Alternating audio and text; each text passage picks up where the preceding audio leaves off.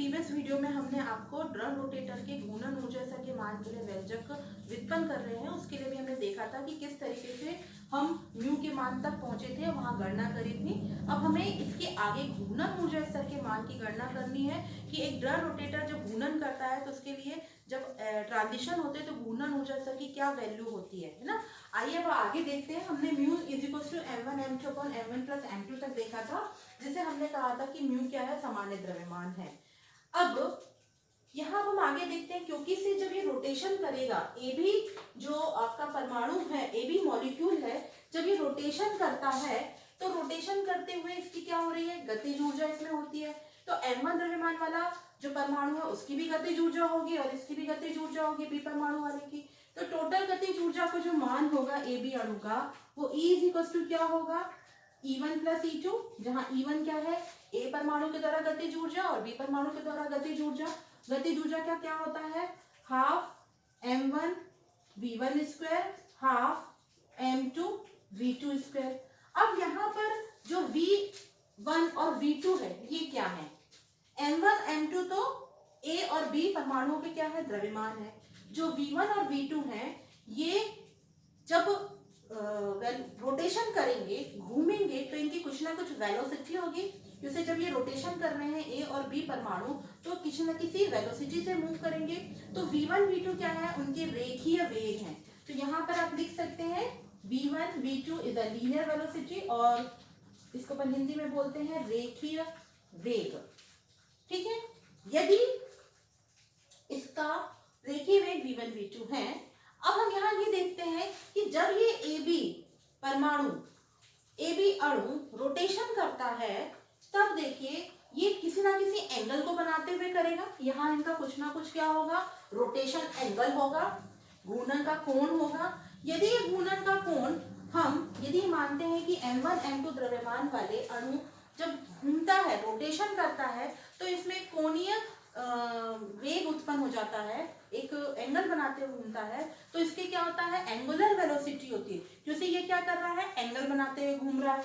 आप देखिए इस तरीके से घूमेगा, पहले 90 फिर 180 है ना, फिर 270 फिर 360, तो ये एंगल बनाते घूम रहा है, तो इसका कोणीय वेग होगा। यदि हम ये बोलते हैं कि इस डायटोमिक मॉलिक्यूल का कोणीय वेग ओमेगा है ना। अब ये ऐसा तो है नहीं कि ए के लिए अलग होगा बी के लिए अलग होगा, कोणीय वेग ओमेगा तो ए बी परमाणु, ए बी अणु के लिए होगा। तो देखिए कोणीय वेग यदि इनका ओमेगा है, तो हमको यहाँ पर v1 और v2 जो इनके रेखीय वेग हैं, इनके मान मिलते हैं। v इज इक्वल टू होता है कोणीय वेग और केंद्र से दूरी के बराबर, यानी v इज इक्वल टू होता है ओमेगा इंटू आर। अब यदि हम यहाँ पे v1 v2 की वैल्यूज को पुट करते हैं तो हमको क्या मिलेगा, E is equal to half m1 v1। अब देखिए v1 की जगह हमको क्या रखना है, क्योंकि से रेखीय वेग बराबर क्या होता है, कोणीय वेग इंटू किसके बराबर है, डिस्टेंस के बराबर। तो ओमेगा तो ए बी अणु के लिए है और ए का केंद्र से डिस्टेंस कितना है, r1 है। तो यहाँ पर v1 की वैल्यू हम कितनी रखेंगे, ओमेगा स्क्वायर r1 स्क्वायर, क्योंकि से क्या है, v1 का स्क्वायर है और v इज इक्वल टू क्या था, ओमेगा r। अब यहाँ पे देखिए हम वैल्यू रखेंगे half m2 omega square r2 square. ठीक है, इसको हम सॉल्व करने और तो देखिए हमको क्या वैल्यू मिलेगी, E equals to half m1 r1 square half m2 r2 square. ठीक है, ये आपको वैल्यू मिलेगी। हम इसमें से हम ऐसा करते हैं ना, इसको हाफ को भी कॉमन ले लेते हैं। ठीक है, तो हमारे पास वैल्यू हो जाएगी m2 r2 स्क्वायर और ये हो जाएगा हाफ ओमेगा स्क्वायर। ठीक है, हमने क्या किया, यहाँ पे जो कॉमन टर्म है उनको निकाल लिया, हाफ को निकाल लिया और ओमेगा स्क्वायर को निकाल लिया। ठीक है, अब आप देखिए जो आपके पास यहाँ पर I का मान, अभी हमने आपको I इज इक्वल टू बताया था, I इज इक्वल टू क्या होता है, m1 r1 square plus m2 r2 square. ये हमारे पास इक्वेशन 9 आया था, जिसमें I बराबर हमने म्यू आर स्क्वायर लिखा था, और हमारे पास एक इक्वेशन है टोटल जड़त्व आघूर्ण I बराबर m1 r1 स्क्वायर और m2 r2 स्क्वायर। तो यहाँ पर इसकी जगह अपन क्या रख सकते हैं, I रख सकते हैं। E इज इक्वल टू हो जाएगा हाफ I ओमेगा स्क्वायर। ये हमारे पास आ गया इक्वेशन नंबर 10। देखिए हमें क्या प्राप्त हो गया, E बराबर हाफ आई ओमेगा स्क्वायर। अब हम देखते हैं क्वांटम यांत्रिकी के अनुसार जो कोणीय संवेग होता है, कोणीय संवेग जो होता है वो कोणीय वेग ओमेगा के एक रिलेशन को देखा गया है। तो चिरसम्मत यांत्रिकी हमको क्या बता रही है, यहाँ पर चिरसम्मत यांत्रिकी यानी कि क्लासिकल थ्योरी है ना, क्लासिकल थ्योरी हमें बताती है कि चिरसम्मत यांत्रिकी के अनुसार घूर्णन करने वाले अणु का जो कोणीय संवेग होता है वो हमको मिलता है L बराबर आई ओमेगा के, जड़त्व आघूर्ण और कोणीय संवेग के बराबर मिलता है। तो चिरसम्मत यांत्रिकी, ये रिलेशन आपको चिरसम्मत यांत्रिकी से निकालना नहीं, हमको डिराइव नहीं करना है, पर ये हमें पता है कि चिरसम्मत यांत्रिकी से हम देखते हैं कि जो कोणीय संवेग ओमेगा से गुणन करने वाले जो अणु है उसका कोणीय संवेग जो होता है जिसे अपन L से रिप्रेजेंट करते हैं, ये होता है आई ओमेगा के बराबर। अब कोणीय संवेग ओमेगा से गुणन करने वाले अणु का जो कोणीय संवेग होता है वो h/2 का भी क्या होता है, गुणांक होता है। तो चिरसम्मत यांत्रिकी हमको दो रिलेशन बता रही है, किसमें, कोणीय संवेग से। L क्या है यहाँ पर, L जो है इसको आप लिख लीजिए, L जो होता है ये होता है कोणीय संवेग, ठीक है। अब क्योंकि इसे कोणीय वेग है तो कोणीय संवेग भी होगा, ठीक है, और जड़त्व आघूर्ण गुणित कोणीय वेग के बराबर होता है संवेग का मान। तो L बराबर आई ओमेगा मिला। अब यहाँ पर ये भी चीज बताती है क्वांटम थ्योरी कि जो चिरसम्मत यांत्रिकी ये भी कह रही है कि जो कोणीय संवेग होता है वो क्या होता है, यानी कोणीय वेग ओमेगा से गुणन करने वाले अणु का जो कोणीय संवेग L होता है वो h/2 का क्या होता है, अवकल गुणांक होता है। यानी हम इसको ऐसा लिख सकते हैं, L इज इक्वल टू क्या होता है, J h/2। इसको आप दे दो इक्वेशन। अच्छा, अभी इक्वेशन हम इसलिए नहीं देते कि हमको इसकी आगे जरूरत पड़ेगी। आइए इसको अपन और आगे सॉल्व करेंगे, तभी हमको यहाँ पे कुछ कुछ रिलेशन की जरूरत पड़ेगी, वो हम अभी यहाँ पे ध्यान रखेंगे। तो अभी हमने देखा हमारे पास रिलेशन आ गया चिरसम्मत यांत्रिकी के अनुसार J जो कोणीय संवेग है वो किसका अवकल गुणांक है, J h/2। यहाँ J क्या है ना, J जो है ये है घूर्णन क्वांटम संख्या, ठीक है। तो ये जो होता है, अब यहाँ पर एक ही क्वांटम सिद्धांत ये बोल रहा है कि L बराबर J h/2 का अवकल गुणांक है, यानी कि ये जो घूर्णन क्वांटम संख्या है, घूर्णन क्वांटम संख्या क्या होंगे कि प्रत्येक घूर्णन ऊर्जा स्तर के क्या होते हैं, अपने घूर्णन क्वांटम संख्याएं होती हैं, ठीक है। तो ये क्वांटीकृत होती हैं, इनमें कहीं भी क्या होता है, गैप नहीं होता है, एक के बाद एक उत्तरोत्तर होती है ना, मतलब कि सक्सेसिव इसमें क्या पाई जाती है, एनर्जी लेवल पाई जाती है, यानी ये क्वांटीकृत होता है। और यदि ये क्वांटीकृत होता है तो हमें इसका मान क्या मिलेगा, कोणीय संवेग का मान √J+1 h/2 प्राप्त होता है।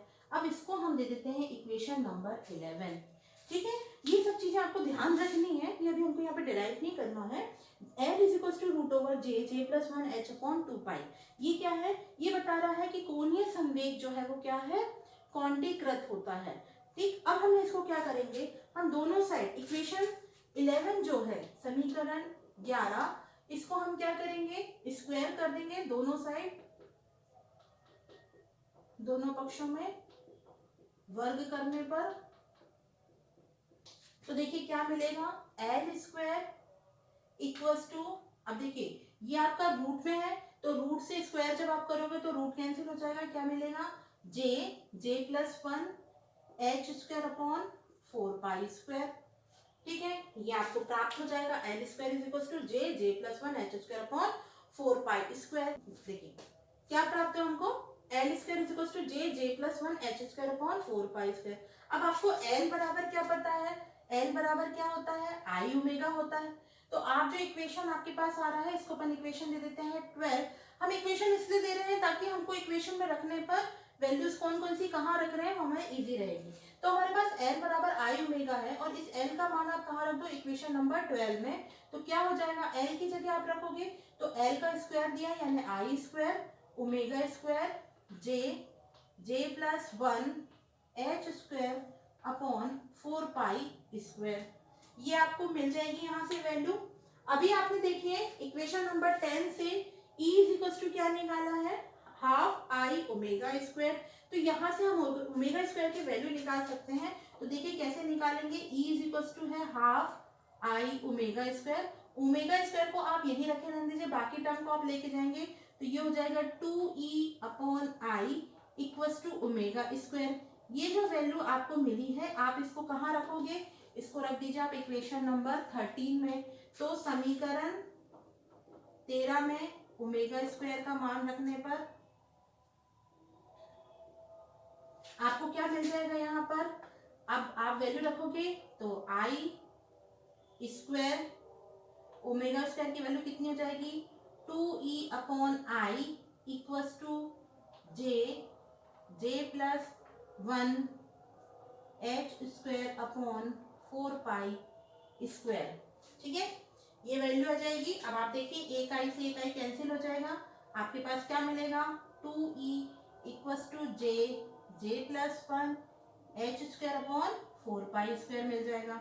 आपको E की वैल्यू को कैलकुलेट करना है तो कितना हो जाएगा, E is equals to J plus 1, इस 2 को आप यहाँ मल्टीप्लाई कर दोगे तो क्या हो जाएगा, H square upon 8 pi square I. ठीक है, इसके साथ आपका क्या था, आई भी था, तो आपने आई इधर लेकर आ गए। तो ये हमारे पास जो रिलेशन आ रहा है, यही जो E की वैल्यू हमको प्राप्त हो रही है, that is the energy which is equivalent to J plus 1 H square upon 8 pi square I, यही ड्रम रोटेटर के घूर्णन ऊर्जा स्तर का मान है।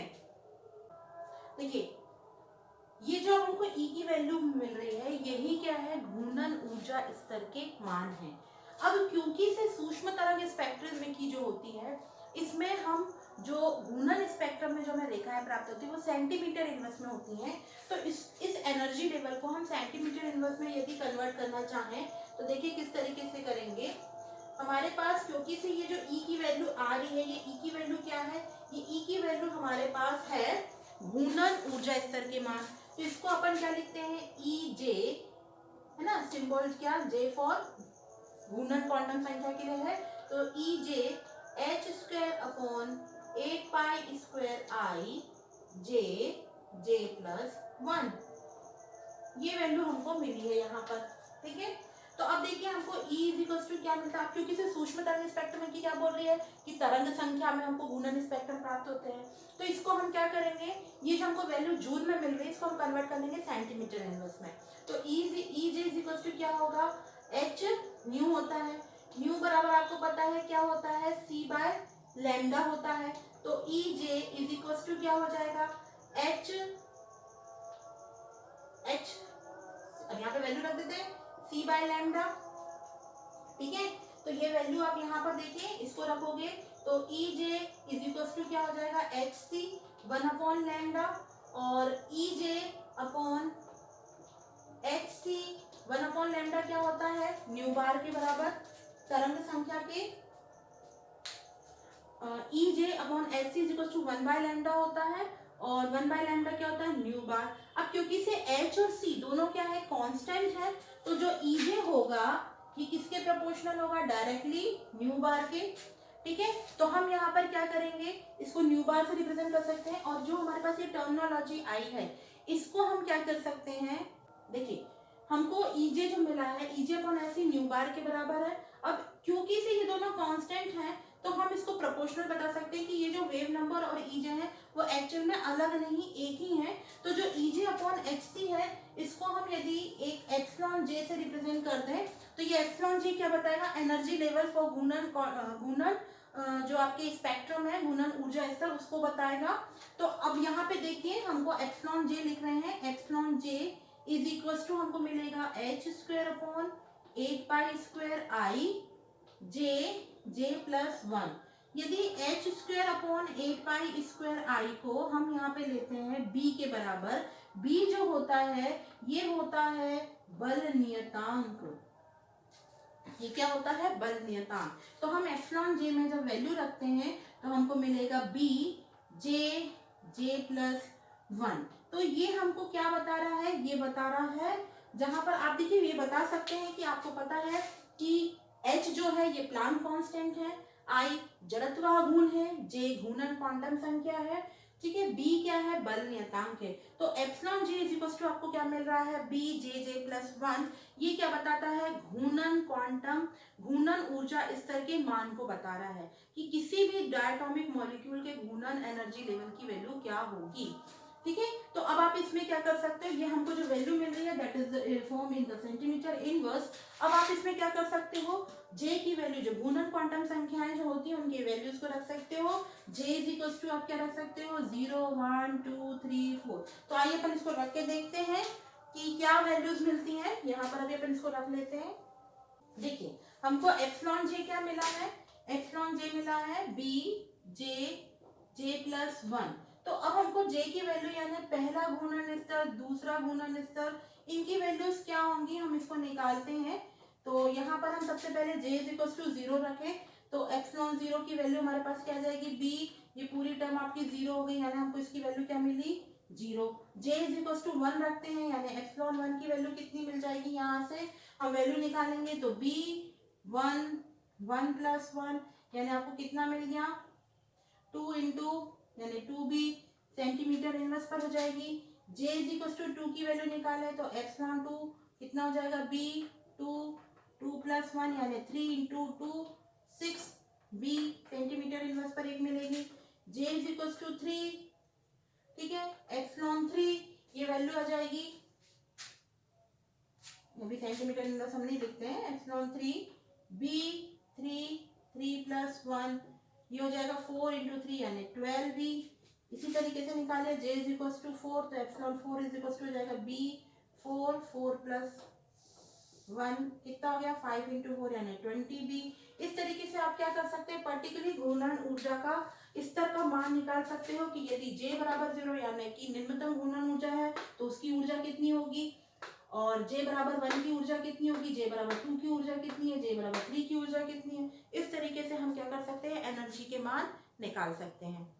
अब देखिए, अब हम इसके आगे देखेंगे कि घूर्णन स्पेक्ट्रम कैसे प्राप्त होते हैं, उनकी तीव्रताएं क्या होती हैं, और कौन से नियम है कि हमको कौन से जो स्पेक्ट्रम में कौन से ऐसे ट्रांजिशन है जो अलाउड होते हैं, जो कौन से ऐसे ट्रांजिशन है जो अलाउड नहीं होते हैं। तो उसके लिए हमको सिलेक्शन रूल देखना पड़ेगा। तो वर्ण नियम हम देखेंगे, स्पेक्ट्रम रेखाओं की तीव्रता देखेंगे, और स्पेक्ट्रम प्राप्त कैसे करते हैं हम इसको नेक्स्ट वीडियो में देखेंगे। Thank you.